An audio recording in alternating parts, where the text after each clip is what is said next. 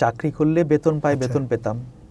সরকারি বিধি অনুযায়ী আচ্ছা। সেখানে তো আমি আর একা চাকরি করতাম না, কিংবা আমিই একমাত্র ব্যক্তি ছিলাম না যাকে সরকার বেতন ভাতা দিত।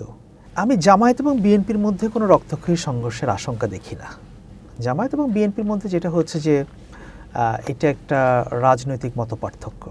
আকবর ভাই বাংলাদেশ হাই কমিশনের প্রেস মিনিস্টার হিসেবে থাকাকালীন সরকারি কি কি সুবিধা পেতেন? চাকরি করলে বেতন পাই, আচ্ছা। বেতন পেতাম।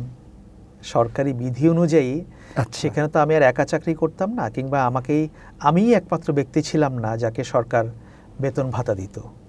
সে হাই কমিশনে যারা চাকরি করত বা এখনও যারা করে, বা বাংলাদেশের সরকারি সব প্রতিষ্ঠানে যারা চাকরি করে, বেসরকারি প্রতিষ্ঠানে যারা চাকরি করে, সব প্রতিষ্ঠানে তাদের কর্মীদেরকে বেতন দেয়, ভাতা দেয় একটা নির্দিষ্ট নিয়ম অনুযায়ী।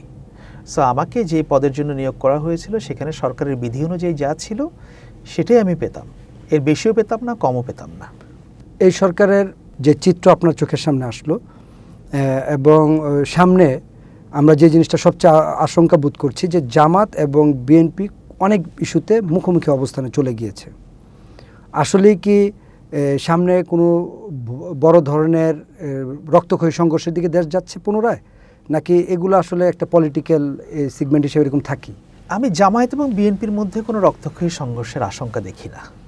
জামায়াত এবং বিএনপির মধ্যে যেটা হচ্ছে যে এটা একটা রাজনৈতিক মতপার্থক্য। স্বাভাবিকভাবে এটা থাকবেই। বিএনপি একটা রাজনৈতিক দল, জামায়াত আর একটা রাজনৈতিক দল। বিএনপির একটা রাজনৈতিক আদর্শ আছে, জামায়াতের একটা আছে। যদিও তারা একসময় মিত্র ছিল, কিন্তু এখন তার মিত্র নাই তারা, না, মানে বাস্তবতার পরিপ্রেক্ষিতে। হয়তো যদি আবার ভবিষ্যতে সেরকম কোনো কিছুর উদ্ভব হয়, তারা আবার মিত্র হবে। আচ্ছা। এবং সেই সম্ভাবনাকে আমি একেবারেই উড়িয়ে দেই না। সো এটা রাজনীতি নির্ভর করে হচ্ছে যে কখন কোন পরিস্থিতিতে আপনি কিভাবে অ্যাক্ট বা রিয়্যাক্ট করছেন তার উপর। রক্তক্ষয়ী আশঙ্কা সেটা আমি বিএনপি এবং জামায়াতের মধ্যে দেখি না।